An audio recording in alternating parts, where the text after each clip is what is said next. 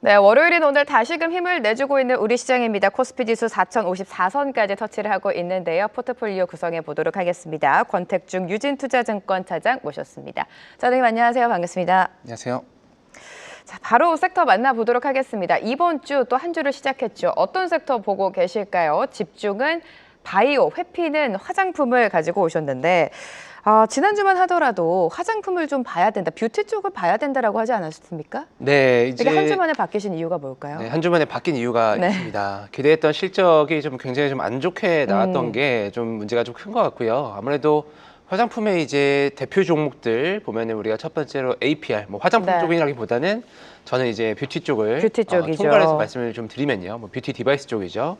APR이 있고 화장품 쪽에서는 뭐 달바 글로벌 이런 종목들을 대표적으로 보실 수가 있겠습니다. 근데 두 종목 모두 지난주에 굉장히 좀 힘든 한 주를 보냈습니다. 네. 지수 대비해서도 특히나 좀 안 좋았는데요. 먼저 APR 같은 경우는 MSCI 편입이라는 중요한 이슈가 있었는데 오히려 편입이 되고 나서 주가 흐름이 굉장히 안 좋았습니다. 뭐 여러 가지 해석은 있습니다만 편입 이후에 어떠한 이전에 미리 들어갔었던 패시브 자금들이 차익 실현을 하는 그런 부분들이 나타났다. 뭐 이런 식의 해석도 좀 있었고요. 그리고 두 번째로는 달바 글로벌 같은 경우가 특히나 주가가 많이 빠졌습니다. 근데 뭐 이유는 실적이 기대치를 밑돌았다라는 게 주요한 이유라고 보시면 되겠는데, 문제는 그 기대치라는 숫자도 사실 시장에서 이미 눈높이를 많이 낮춘 거죠. 네. 그런 값이었거든요. 근데 이것조차도 충족시키지 못하는 그런 실적이 나오다 보니까 굉장히 이런 뷰티 섹터 전반적으로 수급이 많이 좀 빠져나가고 기대감이 많이 빠지는 그런 흐름이 나타난 것 같습니다. 그래서 4분기에 이런 뭐 광군제도 저희 앞두고 있고요. 소비 시즌 이런 것들을 앞두고 뷰티를 한번 살짝 담아보자 해서 포트폴리오에 한번 편입을 시켜 보았는데 이게 너무나 지금 시장의 기대치에 많이 못 미치는 이런 부분들이 나타나다 보니까 일단은 반대로 바로 일주일 만에 회피 섹터로 말씀드리게 된 점 양해 부탁드리겠습니다. 네, 달바 글로벌이 실적 미스가 나왔습니다. 지난주 주가 낙폭이 굉장히 컸었고 반대로 APR은 실적이 좋았음에도 불구하고 사실 APR을 바라보는 눈높이는 높지 않았습니까? 호실적에도 불구하고 오늘까지도 주가가 좀 조정이 나오고 있는데요. 화장품 섹터보다는 다른 섹터에 집중하자라는 게 차장님의 전략이신 것 같습니다. 그 안에서 바이오 가지고 오셨네요. 네, 저희가 그 뷰티 쪽 화장품과 함께 비슷한 타이밍에 새로 담았던 것 중 하나도 바이오였거든요. 이제 바이오 같은 경우는 그 당시에 이제 말씀드렸던 시나리오랑 비슷하게 가는 것 같아요. 예를 들어서 코스피가 4,000을 좀 넘어가고 뭐 4,200을 뚫고 갔을 때쯤에 사실 상대적으로 코스닥이 많이 안 좋았습니다. 뭐 좋긴 했습니다만 상대 수익률 강도에서는 굉장히 약했죠. 그래서 정부에서도 코스닥에 대한 주가 부양 의지를 분명히 좀 보여줄 수 있다. 그리고 수급적으로도 키 맞추기 수급이 코스닥 위주로 많이 들어갈 수 있다. 그럴 때 수혜를 볼 수 있는 게 바이오다 이렇게 좀 말씀을 드렸었는데, 그런 부분들이 지난주 한 주간에 좀 많이 나타났던 것 같습니다. 그리고 지난주에 특히 우리 증시가 안 좋았었던 이유 중 하나가 AI 버블론에 대한 리스크가 미국에서부터 많이 부각이 되면서 함께 빠졌던 부분이 있는데, 이럴 때 또 보통 좋아지는 게 경기 방어주들, 뭐 가령 예를 들어서 뭐 금융주도 있겠고요. 그다음에 헬스케어 쪽인데, 그런 흐름이 지난주에 생각보다 많이 수급이 들어오면서 바이오들은 또 좋았습니다. 그럼요. 네. 지수 대비해서 보면 훨씬 좋았고요. 그래서 여전히 이런 불안정한 국면에서는 헬스케어를 가져가시는 게 좋겠다 해서 바이오 섹터를 편입을 하게 되었습니다. 네, 지난주부터 제약바이오를 봐야 된다. 코스닥의 키 맞추기가 본격화될 것이다. 그 안에서도 대장이죠. 알테오젠을 중심으로 제약바이오를 언급해 주셨는데 이번 주 역시 헬스케어 바이오단을 끌고 가자라고 말씀을 해주셨고요. 포트폴리오 비중 만나보도록 하겠습니다. 역시나 아직까지는 반도체의 비중이 가장 높죠. 반도체 35% 유지하고 계시고요. 조선과 바이오는 25%로 가져가시고, 지금 신규로 들어온 게 방산입니다. 잊을만 하면 조방원 안에서 사실 원전은 모두들 좀 보수적으로 바라보시지만 조선과 방산은 순환매가 돌면서 계속해서 포트에 편입을 시키시는 것 같아요. 네, 뭐 원전과 나머지 조방의 차이는 당장 실적이 잘 찍히냐 안 찍히냐의 차이가 좀 있는 것 같아요. 그래서 미국에서 같은 경우도 뭐 매출이 없는 기업들에 대한 뭐 일종의 뭐 밈 형태로 섹터를 묶기도 하는 부분이 있었던 만큼 이런 부분과는 약간 다른 결이 있다고 생각이 좀 들고요. 실적 베이스로 중간에 선을 긋고 조금 밸류가 오버슈팅이 나왔다가 또 밸류가 적정 밸류보다 떨어지기도 하고 이런 식의 움직임이 있기 때문에 방산 쪽 같은 경우는 어느 정도 박스권 하단에 하단에 접근을 했다 싶으면 매수 관점을 보는 게 여전히 좀 맞다라고 좀 보고 있습니다. 그래서 방산 섹터를 에이펙 이후에 잠깐 편출을 했었거든요. 아무래도 이제 에이펙이라는 자리 자체가 글로벌 수장들이 모였고, 그리고 좀 많이 화합적인 뉘앙스의 얘기들이 많이 나올 것으로 예상했는데 실제로 그런 부분들 많이 나왔습니다. 뭐 미중 간의 합의라든지 우리나라도 중국과 MOU를 맺기도 했고요. 그러면서 방산주들이 또 많이 빠졌는데 이제는 다시 매수할 자리가 되었다라고 판단이 좀 됩니다. 그래서 실제로 오늘도 아침부터도 좀 강한 것 같습니다. 방산 종목들 ETF만 보더라도 전반적으로 좀 세게 올라오고 있는데 함께 따라가셔도 좋겠다라고 생각이 좀 들고요.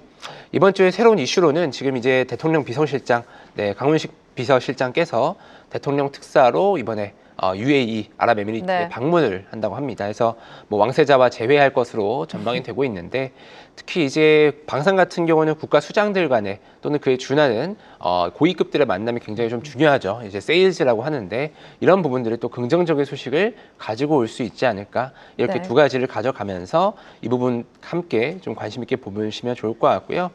추가로 이제 다음 주에는 또 이제 중동 최대 에어쇼도 열립니다. 그래서 이 부분 두 가지 가져가시면서 방산주 한 15% 정도로 한번 담아보자 이렇게 제안 드리겠습니다. K방산 세일즈 실질적인 결과가 나올지 지켜봐야 될 것 같고요. 또 이벤트적인 플레이도 있다라고 언급을 해주셨습니다.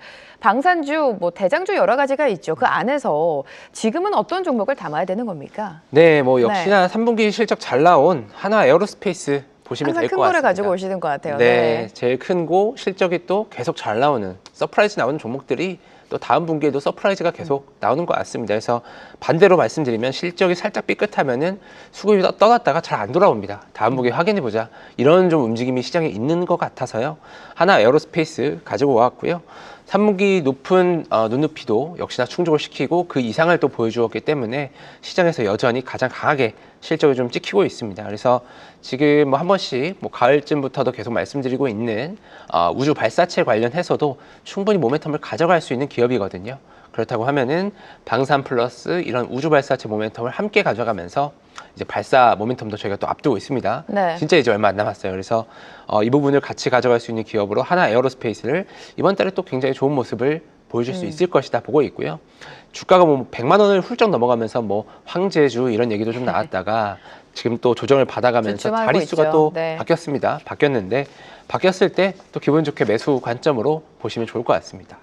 네, 가격적인 메리트가 있다라고 판단하신 것 같습니다. 방산주 안에서도 대장이죠. 하나 에어로스페이스를 보자라고 언급해 주셨고요.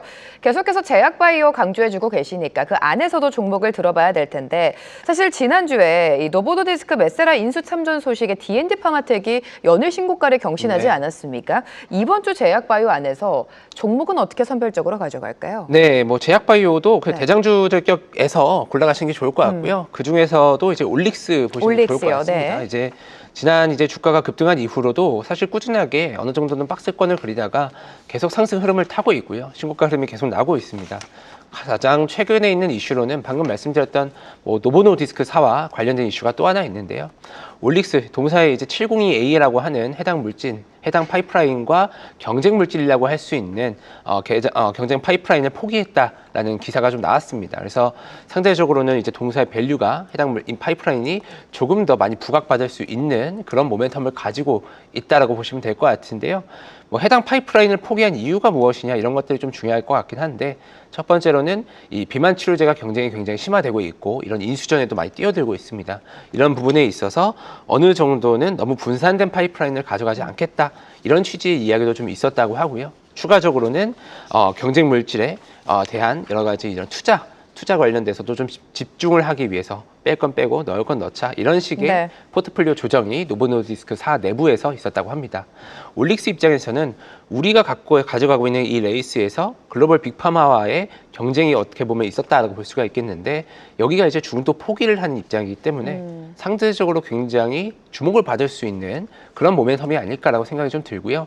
앞서 말씀드렸던 것처럼 이런 바이오 관련돼서 지금 증시가 살짝 이렇게 흔들릴 때 계속적으로 수급이 또 유입이 되고 외국인들도 매수가 많이 들어오고 있기 때문에 이런 두 가지 모멘텀을 가지고 올릭스를 지금 보셔도 부담이 되지 않을까 오히려 더 갈 수 있다 이렇게 좀 보고 있습니다. 네, 바이오 안에서는 탑픽이 올릭스를 가지고 오셨습니다. 차장 리포트를 보면 그래도 여전히 반도체의 비중이 굉장히 큽니다. 엔비디아의 이벤트가 또 예정되어 있지 않습니까? 다음 주에 실적 발표를 하고 엔비디아 슈퍼컴퓨팅도 개최가 되는데 단기 트레이딩 종목으로 지금 반도체를 보고 계시는 거예요? 아니면 다른 섹터에서 가지고 오셨어요? 네, 뭐 반도체는 계속 가져가는 종목으로 보시면 될 것 같고요. 네. 뭐 섹터의 항상 30% 이상, 뭐 많게는 50% 정도도 넣으셔도 될 것 같긴 투톱인가요? 합니다만. 네, 그렇지만 좀 다른 걸로 가지고 왔습니다. 이제 단기로 가져가는 거는 금융 쪽, 네. KB금융지주 가지고 왔습니다.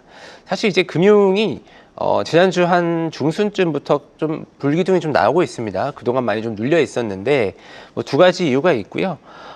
앞서 말씀드렸던 것처럼 바이오와 같은 이유가 있다라고 보시면 되겠습니다. 이제 살짝 경기에 관련된 우려 그리고 지금 뭐 셧다운이 지속되다 보니까 경기 지표가 안 나오면서 금리 인하에 대한 기대감이 많이 흔들리고 있죠. 이런 부분에 있어서 좀 경기 방어적인 종목들이 올라왔는데 헬스케어와 함께 항상 움직이는 게 은행주죠. 그래서 KB금융이 이런 수급을 좀 가져가는 부분이 있고요. 올해 순이익이 6조 원대로 예상이 되고 있습니다. 어마어마한 이익과 함께 높은 수준의 배당도 함께 우리가 가져갈 수 있는 종목이다라고 볼 수가 있겠는데 정부가 지수가 살짝 이렇게 좀 주춤을 하니까요. 이런 분리배당 과세 관련해서도 좀 살짝 얘기가 힌트가 좀 나오고 그렇죠. 있습니다. 아무래도 지수를 다시 한번 뭔가 랠리를 가져갈 수 있는 카드를 만지작 하고 있으신 것 같은데 이런 부분에 있어서 좀 수혜를 볼 수 있는 게 뭐 증권주, 은행주 뭐 뻔하죠. 지주사들도 좀 있겠고 이런 부분에 있어서 KB금융이 수급이 가장 강하기 때문에 우리가 KB금융을 좀 보자 말씀을 좀 드릴 수가 있을 것 같고요.